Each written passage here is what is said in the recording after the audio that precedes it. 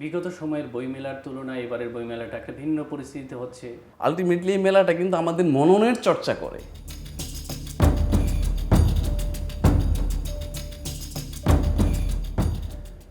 আমার ভাইয়ের রক্তে রাঙানো 21শে ফেব্রুয়ারি আমি কি ভুলিতে পারি? 21শে স্মৃতি ভুলবার নয়, ভাষা সংগ্রামীদের অবদান এবং সর্বোপরি 21 কেন্দ্রিক যে চিন্তা চেতনা এবং বাঙালি জাতীয় জীবনে 21-এর যে প্রভাব, কোনো কিছুই ভুলবার নয়। এই অমর 21শে উদযাপনের মূল প্রতিপাদ্য ছিল ফেসিবাদ মুক্ত গণতান্ত্রিক বাংলাদেশ গড়া। অন্তর্বর্তী সরকারের প্রধান উপদেষ্টা থেকে শুরু করে বিভিন্ন রাজনৈতিক ব্যক্তিত্ব এবং জনসাধারণের মুখেও আমরা এই ধরনের প্রত্যয় শুনেছি। প্রতি বছরের মতো এবারও অমর 21শে গ্রন্থমেলায় অমর 21-এর একটি প্রভাব আমরা লক্ষ্য করেছি এবং এই অমর 21শে বইমেলার কোন ধরনের প্রভাব রয়েছে এবং সর্বোপরি এই বইমেলায় মাসব্যাপী যে বইমেলা হয় সেই বইমেলায় কী কী অসঙ্গতি রয়েছে, কী কী আশার খবর রয়েছে, সব বিষয়ে আমরা এখানে আলোচনা করব। আজ আমাদের সঙ্গে এই সংক্রান্ত বিষয়ে কথা বলতে স্টুডিওতে রয়েছেন আমাদের সময়ের স্টাফ রিপোর্টার চপল মাহমুদ। চপল মাহমুদ, আপনাকে স্বাগত জানাই।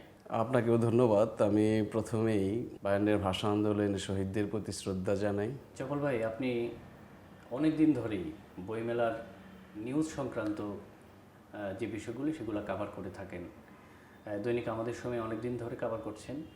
তো বিগত সময়ের বইমেলার তুলনায় এবারের বইমেলাটা একটা ভিন্ন পরিস্থিতিতে হচ্ছে। তো এবার বইমেলার যে নতুনত্ব, এবার বইমেলার বৈশিষ্ট্য, বইমেলার যে বিতর্কিত ইস্যু বা আশার কথা, সব মিলিয়ে যদি আপনি কিছু বলেন আর কি। আসলে এবারের বইমেলার প্রতিপাদ্যটাই ছিল, মানে নির্ধারণ করা হয়েছে সেটা হলো জুলাইয়ের গণ অভ্যুত্থান, জি, নতুন বাংলাদেশের বিনির্মাণ। পরিবর্তিত পরিস্থিতিতে আমাদের অনেক চ্যালেঞ্জ থাকে, এরকম বইমেলার ক্ষেত্রে আমার চ্যালেঞ্জ ছিল। শুরুর দিকে কিছুটা ছিল মানে যে একটু অগোছালো ছিল, যেটা বরাবরই থাকে, সেটাই এবারও তার মানে যে ব্যত্যয় ঘটেনি। তো আস্তে আস্তে বইমেলা তার প্রাণের মানে যে যে চেতনার দিকে সেদিকেই আগাচ্ছে এবং ইভেন গতকাল তো বইমেলা সকালের দিকে কিছুটা পাঠক দর্শকের উপস্থিতি কম ছিল, কিন্তু সন্ধ্যা বিকেলের পরে থেকেই মানে যে যেন জনস্রোত শুরু হয়েছে।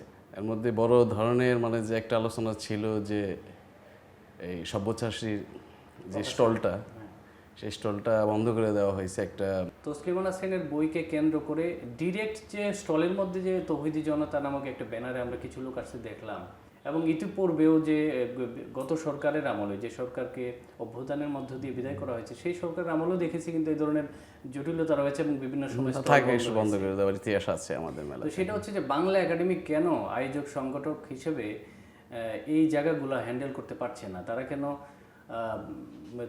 এখানে মেলার মধ্যে লোক এসে প্রবেশ করে এখানে একটা স্টলে অ্যাটাক করে ফেলে? আসলে এই বিষয়টা নিয়ে মেলাও মানে যে উদযাপন কমিটি মানে যে সাথে সাথেই ব্রিফিং দিয়েছে। তো এখানে যে মেলার যে ট্রান্সপোর্ট আছে সেখানকার সদস্য সচিব এবং বাংলা একাডেমির যে সচিব, তো উনি মানে যে সাথে সাথে মানে যে একটা বিবৃতি দিছে এবং দিয়ে সে মানে যে করছে যে আমরা মানে যে বইটাকে প্রত্যাহার করেছি এবং মানে মানে তারা তাৎক্ষণিক মানে যে যা করার সবই করছে যাতে বইমেলাটা সুস্থ মানে যে কোনো বিশৃঙ্খলা না হয়, এই ঘটনা যে তার মানে যার সামনের দিকে না আগায়।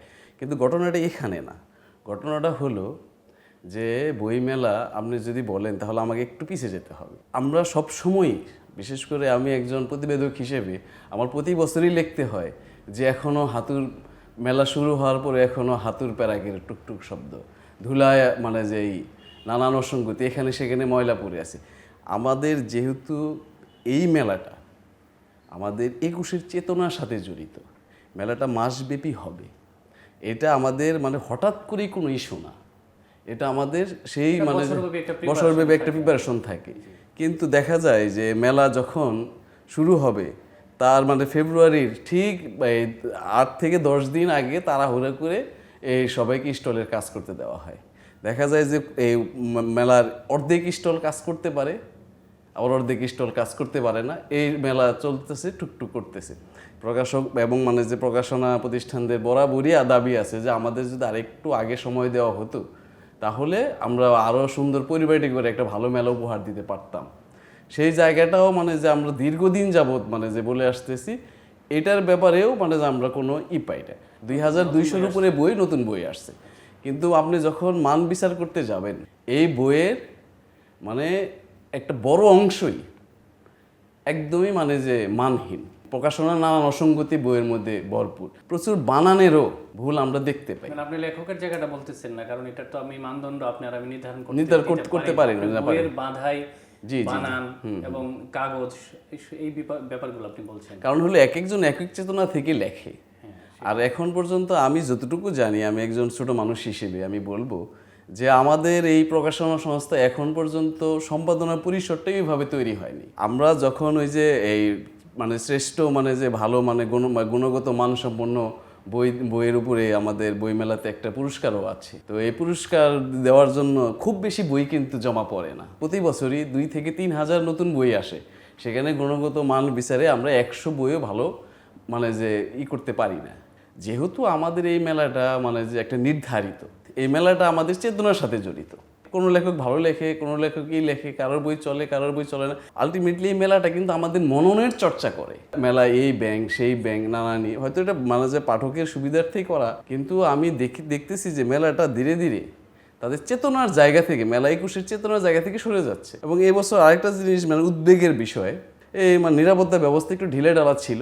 মেলাতে প্রচুর পরিমাণে হকারের, গত বছর যখন মেলা করতেছি আমি মেলার ভিতরে এই ধরনের পরিস্থিতি কখনো দেখিনি। এই হকারদের একটা বড় সংখ্যক 8 থেকে 12 বছরের মধ্যে, যে চেতনা নিয়ে 21 প্রতিষ্ঠিত হয়েছে, যে চেতনার কারণে আমার ভাইয়েরা রক্ত দিছে, আমি মেলায় গিয়ে আমি সেই চেতনার ঠিক আছে উল্টা চিত্র দেখতে পাই। আমাদের দেশে এখনো মানে যে শিশুশ্রম বন্ধ হয়নি। হঠাৎ করেই মেলা থেকে বঙ্গবন্ধু মানে যে বিষয়ক বই এবং বঙ্গবন্ধুর সাথে মুক্তিযুদ্ধের বিষয়ক যে বইগুলো, এই বইগুলো মেলা থেকে উদাও হয়ে গেছে।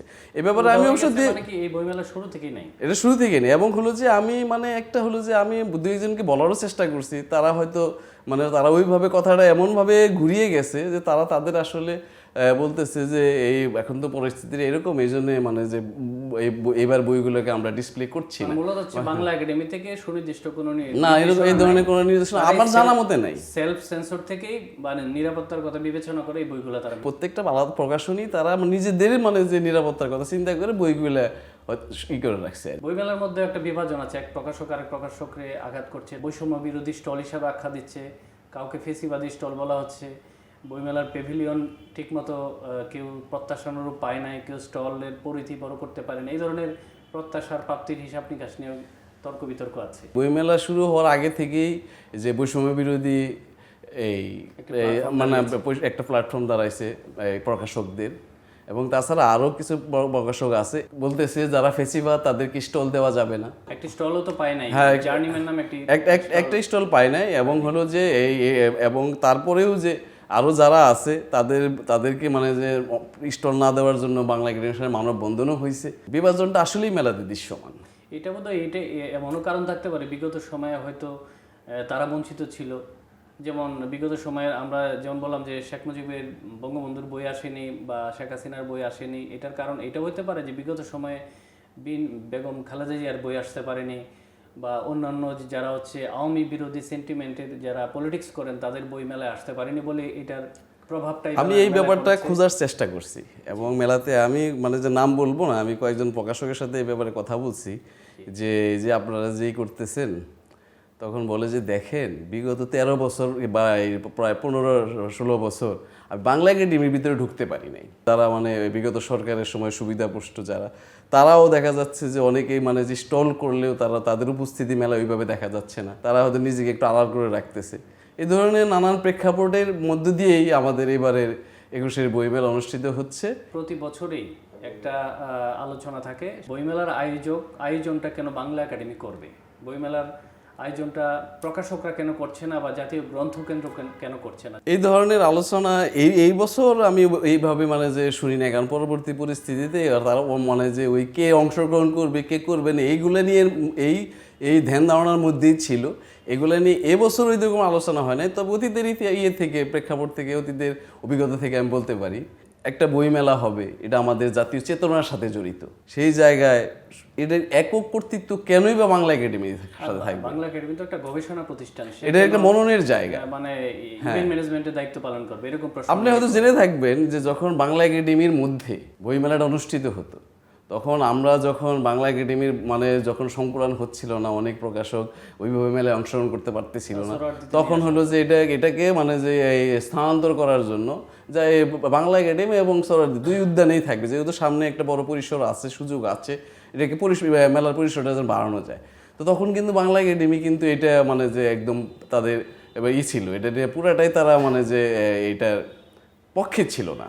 কিন্তু পরবর্তীতে যখন এটা মেলার পরিসরটা বড় হলো, স্থানান্তর হলো, তখন দেখে যে না, আসলে সিদ্ধান্তটা ভালোই ছিল। এটা সবার বইমেলা, যেহেতু আমাদের বাঙালি প্রাণের বইমেলা, এখন যেহেতু আমরা মানে যে আমাদের বাংলাদেশে অনেক কিছুই পরিবর্তন হচ্ছে, অনেক অনেক সংস্কার করা হচ্ছে, এই বিষয়টাও আমি মনে করি যে সরকারের এই বিষয়টা নিয়েও মানে যে একটু ভেবে দেখা উচিত বলে আমি মনে করি। ধন্যবাদ বলবে আপনাকে, আপনার মনে হয় ডিটেলস আমাদেরকে বললেন বইমেলা সম্পর্কে। জি, আপনাকেও ধন্যবাদ। আজ এই পর্যন্তই। আবারও ভাষা শহীদদের প্রতি গভীর শ্রদ্ধা নিবেদন করে আজকের অনুষ্ঠান এখানেই শেষ করছি। সবাই ভালো থাকুন, সুস্থ থাকুন এবং দৈনিক আমাদের সময়ের সঙ্গেই থাকুন।